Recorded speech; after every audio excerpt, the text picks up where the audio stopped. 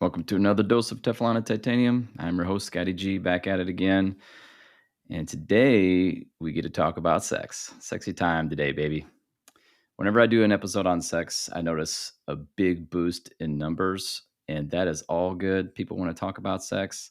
I love it. I like talking about sex. It's unfortunate that there's a lot of people out there that find this subject taboo.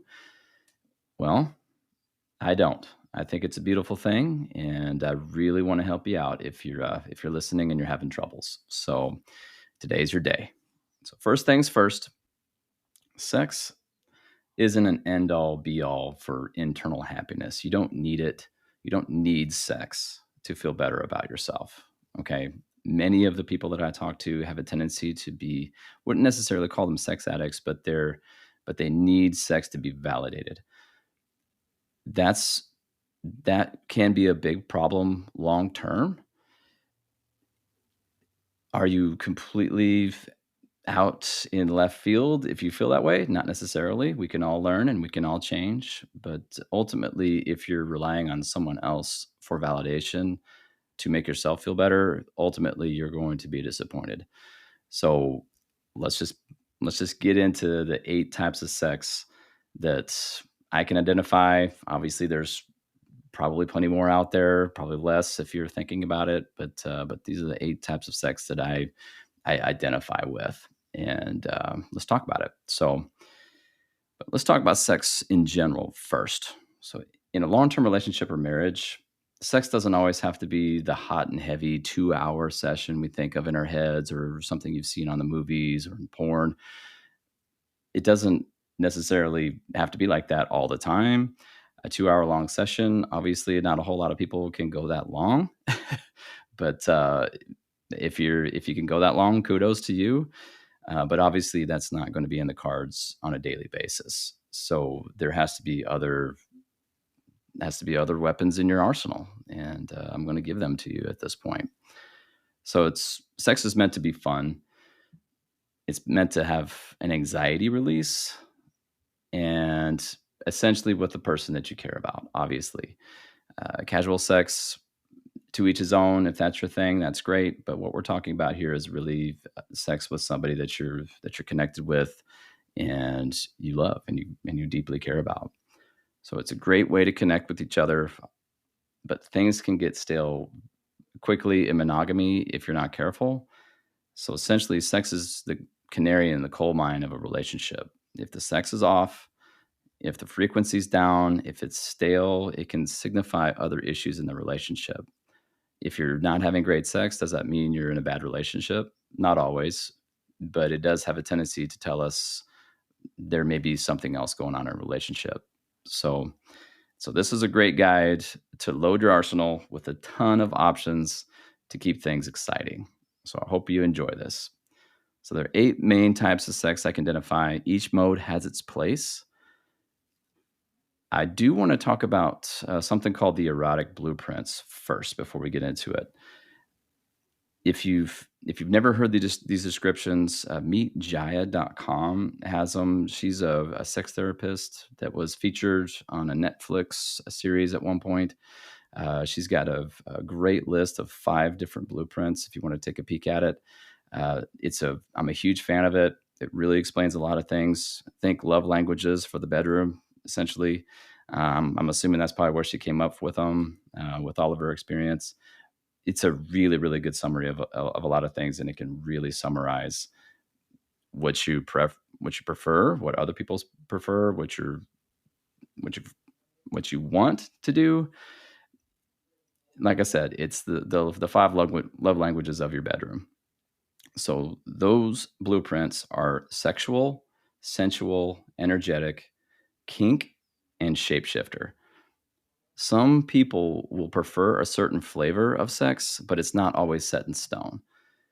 In the future, I'll do a separate podcast based solely on the energetic or of the erotic blueprints. But I don't want to do that on this one. So I just want to focus on the types of sex. So most people can become shapeshifters over time if they're open to trying new things. So shapeshifters, essentially, they love all of it. They like all varieties of sex. They're open to new things. They don't pigeonhole themselves in one particular aspect. So becoming a shapeshifter is a goal that I have for many of the people I talk to. Whether or not you can get there or not, it is what it is. As long as you can expand your boundaries and your horizons, that's all that's really necessary to keep sex hot and monogamy, essentially. So shapeshifters are the goal. All right. So let's talk about the 8 types of sex. Let's do it. So number 1, love making. Love making. This is my bread and butter. Don't worry if it's not yours. Everyone has different tastes. Like I said, if you want to take a look at those erotic blueprints, it may explain a lot of things to you. Maybe you have a mismatch in your relationship, but lovemaking is when you have plenty of time to tantalize, tease, take your time in candlelight for 30 minutes or more. There's no schedules or clocks. It's just both of you connecting physically. This is the preferred mode for sensual and energetic blueprints. But like I said, people can lean on a certain blueprint. It's not always, obviously, shapeshifters aren't for everyone, but a lot of people have a tendency to lean on one side or the other. So lovemaking is the sensual and energetic blueprints preferred mode. So that's number 1. Number 2, maintenance sex. Maintenance sex, this is your quickies. It's a little wham bam here and there. It's just fine if you don't have the time. Just don't make it a habit. So this is your middle of the week. You may be both tired, you're both in the mood, and you don't have a whole lot of time, and you just get it on. All right. This is something that is important. There's a reason why we call it maintenance sex, is because it does maintain your relationship and maintains your physical connection, especially if you don't have the time or you're a little tired. So it's really good for midweek sex. Doesn't have to be penetrating sex either. This can be oral, can be hand jobs, oral, fingering play, etc. Anything like that can be considered maintenance sex in my book, personally. Um, Anything that's going to get y'all off in a short session will apply in this. So maintenance sex can easily morph into a different type of sex easily, but maintenance sex is very, very important to maintain your relationship. And in my opinion, it may be the most important thing, because most people nowadays are very, very busy. You're not making a whole lot of time for each other. You may be going to activities constantly. It's pretty hard to have sex with a partner who's not in the same room. So if you need to find some time, maintenance sex is your go-to. It's a wonderful way of maintaining your connection. So this is a staple of people with the sexual erotic blueprint. All right, so that's number 2. Number 3, icebreaker sex. It's been weeks or months in some cases since you were intimate, and sex has become an awkward subject. So the quote unquote "just do it" slogan applies with this one. Okay. You both need to wake up from the sexual slumber. It's maybe a little bit awkward, probably not going to be a 10 out of 10, but obviously you don't want to force yourself on your partner, but you both need that connection, and somebody's got to make a move. You got to break the ice somehow. If you haven't had sex in quite a while, the subject becomes awkward. And what better way to break the ice and break the tension than to get it on? Like I said, it may not be a 9 or 10 out of 10, but at least sex is back on the table. It's very, very important, especially if you find yourself in a dead situation. You got to break the ice somehow. Obviously, don't force yourself on your partner, but you got to make a move. All right. You have to at least try. All right. So don't worry if it's not great when it comes to icebreaker sex. The point is to break the dry spell and get sex back on the table. That's important. Super, super important. It's something that I talk to a lot of people about. Dead bedrooms. This is a very, very common problem where it's just awkward, and you're not connecting, and you need to reconnect and make a move, buddy. Let's get it on. All right, so that's number 3. Number 4, the yellow light. I call this the yellow light, quote unquote. So it's not a green light, it's not a red light, it's a yellow light. So if she or you aren't really in the mood, you can give it a few minutes to turn each other on. Give it about 5 minutes of petting, a makeout session. Tell your body that it's time to get it on. It may or may not happen, hence the yellow light, but at least you're trying. And the biggest thing in the yellow light is don't get butt hurt if sex doesn't happen. This is a very common problem with guys, particularly if they initiate. She's kind of into it, but not really. And they take that as rejection. And that's a very, very common problem for men. And they get butthurt. They get their feelings hurt and they get bitchy. Uh, that's never a good thing. Sometimes a woman is just resisting a little bit, but she could get there with a little bit of attention and a little bit of creativity, and that's not going to happen if you become angry. So very, very careful with this one. So she's going to give you the yellow light. She kind of resists, but you can lead her there. All right, or vice versa. Okay, this goes for women too. 2/3 of partners uh, is where the man has the higher sex drive, and 1/3 is when the woman has a higher sex drive. So this is actually goes for both ways. Dead bedrooms occur in men and women as the higher libido partner. So this doesn't just apply to men. So it's great if sex happens during the yellow light, but in your mind, to avoid being butthurt, you start thinking, you have a mindset of it's going to be okay no matter what. It's very difficult to do that, but you need to have the right mindset when it comes to yellow light. No big deal, babe. If you're not into it, it is all good. In a trick that I tell a lot of people, something that I use personally, is in the yellow light situation, if it doesn't happen and she doesn't get turned on and we're just going to go to bed, in my head, I think, oh, I get another extra hour of sleep. So that's a good way, a good mindset to overcome the butt hurt if you get to, if you take it as rejection. But that's the yellow light. So let's talk about what that looks like, what that sounds like, especially if, as a man who's trying to initiate with a woman. It's easy to explain this one. So you can tell in the tone of her voice. So if she's being playful and she says, quote, I don't know, I'm pretty tired, she's going to have that little playful voice to her versus where she has a serious tone and says, I'm done, babe. I need some sleep. There's a big difference between those two. One's a red light, one's a yellow light. Is this easy? No, this is not easy.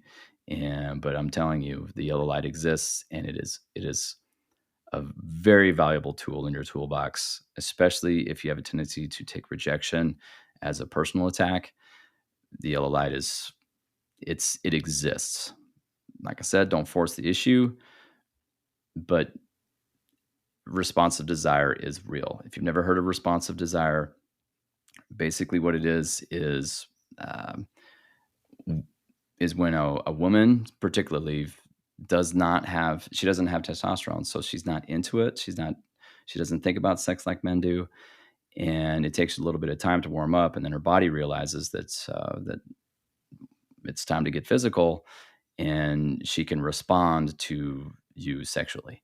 So that's what responsive desire is. Very, very important concept. If you've never heard that before, it's pretty popular nowadays, so it's pretty much out there. But if you've never heard of that before, there you go. Responsive desire is your friend, especially in long-term monogamy. If you've been with somebody for 8 to 10 years, most likely she's not going to have spontaneous desire, which is the opposite, where she wants you and she is going to take the initiative. For men, we need to take the initiative a lot of the times when it comes to initiation of sex because we have the testosterone, we have the drive a little bit more. But like I said, that's in 2/3 of the cases. 1/3 of the cases is when the woman actually has the higher libido. So that's the yellow light. That's number 4. Number 5, everyone's favorite, red hot sex. Red hot sex is when it is on like Donkey Kong, everyone's favorite pastime.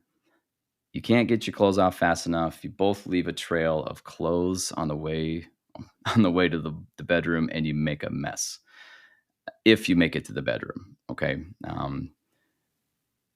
Red hot sex is amazing, obviously, but you need to understand that not necessarily that's not going to be your constant mo, especially in long-term monogamy.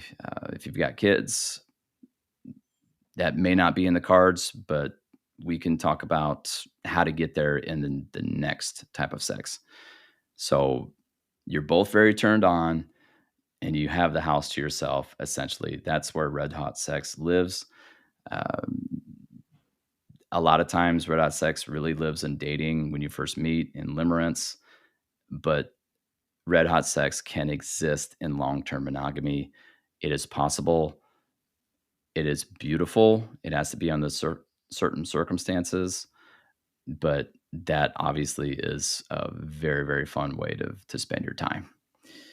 So, weekends away, date nights without kids, that's where red hot sex lives in a healthy relationship, and when it's not totally expected. So it's a tightrope that you have to walk when it comes to this kind of thing.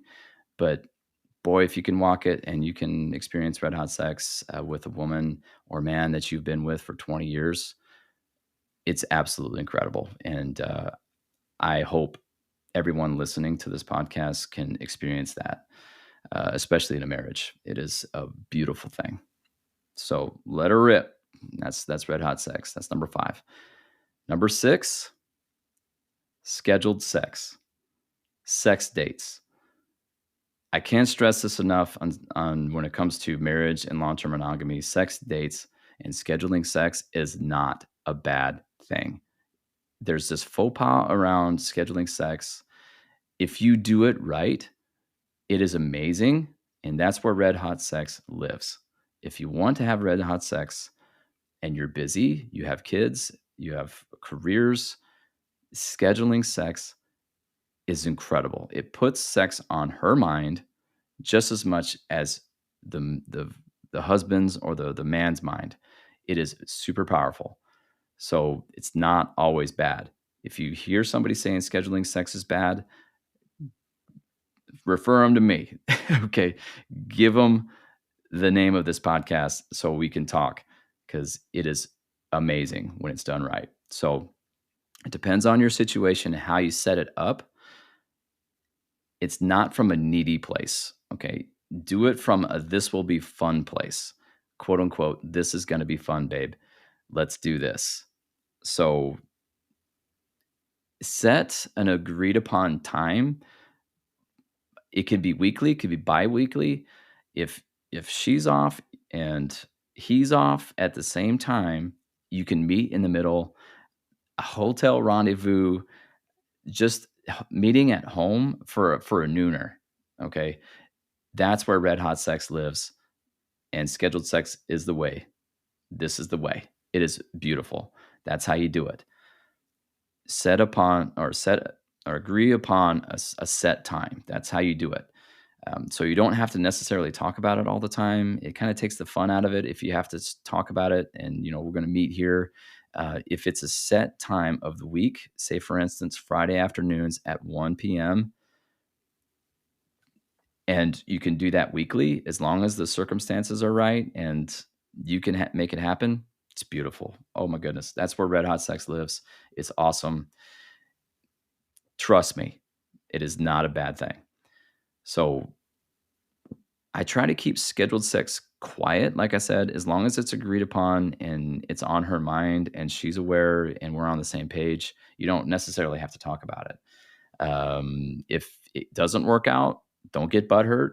There's always next time. Okay, that's the key when it comes to this kind of stuff. If the circumstances aren't right, if the kids get out of school, or if it's summertime, don't get butthurt, because there's always going to be the next time.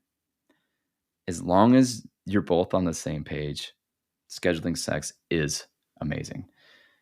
So, like I said, it has a tendency to turn into red hot sex. That's where it lives. And you can have that weekly. All right. So, anticipation and teasing can be used leading up to those scheduled sessions. Okay. Looking forward to Friday afternoon, baby. Can't wait to try on your new outfit. I mean, these little things that you do, obviously, you don't want to do it constantly, but putting sex on her mind is essential because when it comes to sex drive, many times women don't think about sex like men do. We have testosterone. We have that hormone going through our body at 10 times the rate as women. So we don't think like that. All right. We're sex is on our mind. It's just there. For her, she's gonna get busy and it's not there. But if you schedule it, it's gonna be on her mind and it's very powerful. So that's number 6. Scheduling sex is not bad. All right. It's not bad. So that's number 6. Number 7, makeup sex. This is a great one too. So makeup sex. You've had a fight, you need to make up, you've had a rough day or a string of days, you both finally back down and you apologize and it is on. Okay? Makeup sex obviously can turn into red hot sex. You see where I'm headed here?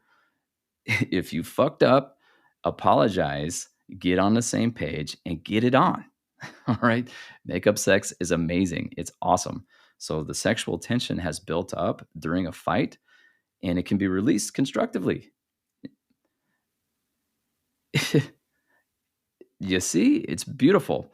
So somebody's got to initiate that. Obviously, you need to initiate the sex, but it is a very, very constructive use of your time. So this type of sex reinitializes the physical connection between you both. So the emotional connection has been severed a little bit with your fighting, and you've reconnected that way. But you need, in my opinion, the physical aspect of it is much more powerful, and it is a huge stress reliever, and you can reconnect, and it's a beautiful thing. So makeup sex is incredible. Most people that are listening to this podcast have experienced that, and you know what I'm talking about. So very, very good thing. And for men, I guess women to a degree too, but for men, you can get that post nut clarity too. It kind of kicks you in and it creates that environment where you can both forgive each other and move on very quickly. A fight can basically just disappear when makeup sex is on the table. So it's just as effective if you're currently having the argument, but the conditions must be right. Otherwise, the other party is going to be kind of aggravated, and obviously they're not going to be very turned on. But if you initiate sex during an argument and she's receptive, from my perspective, red hot sex is soon to follow. Okay, so that's number 7, and the last one, number 8, playtime. I call this playtime. So this is a catch-all for all other types of sexual play. So for me, it's all sex to me. It doesn't have to be penetrative sex. We're talking playtime, fondling, tying up and teasing, hand play, massages, erotic massage, tantric massage, oral. All of those things can be on the table. You don't have to have sex every time you get physical. One time can be fondling, one other time can be a sensual massage, finger play. Like I said, everything's on the table when it comes to this kind of stuff, and it mixes it up during the week. It's super, super important to mix up your bedroom to keep it hot and fresh. So, just like I said, you'll find that some of these types of sex will morph into different types in any given session. A fondling can turn into lovemaking or just maintenance sex. It's not all set in stone. Your bedrooms, as a married couple, is meant to be fun. It's meant to be a creative space that you can express yourself and connect with your person that you love. It's not a bad thing. It's not dirty. And it's unfortunate that a lot of people have trouble talking about this kind of thing. But it's beautiful when done right. So the yellow light, another thing, can turn to hot and heavy. So especially the scheduled sex, super, super important. If it's done right, it can, and most of the time will turn into red hot sex because the kids aren't in the house. and you are free to play. It is a very, very good thing. So mix it up. That's the key. That's the whole point of this podcast. Mix it up to keep things fresh.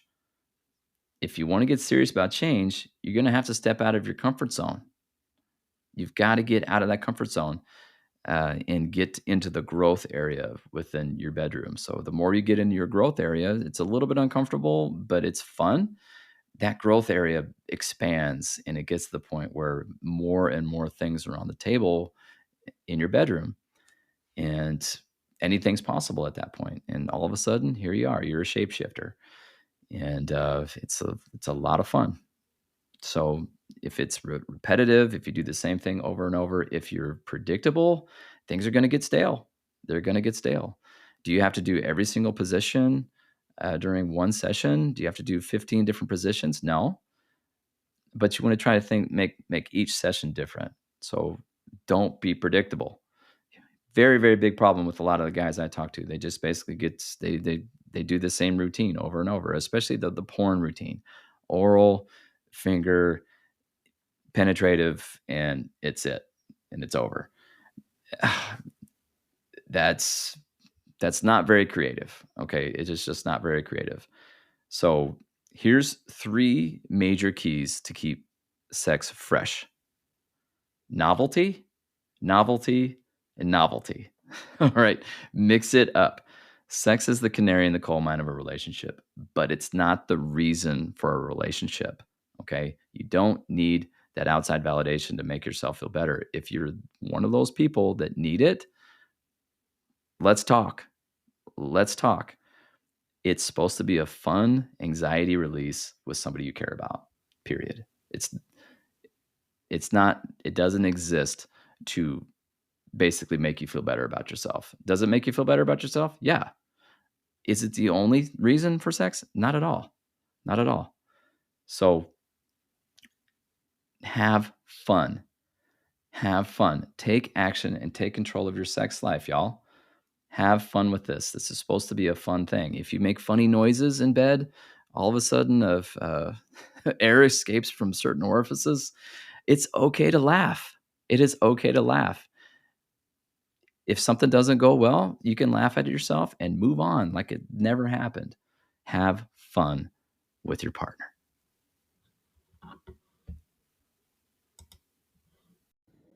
Thanks for listening. For more info, go to marriageisn'tdead.com for my bio, articles, links to like and subscribe to my socials, and how to get in contact with me. Please like, share, subscribe, and hit the follow button on this podcast for new episodes a few times a week. Be desirable.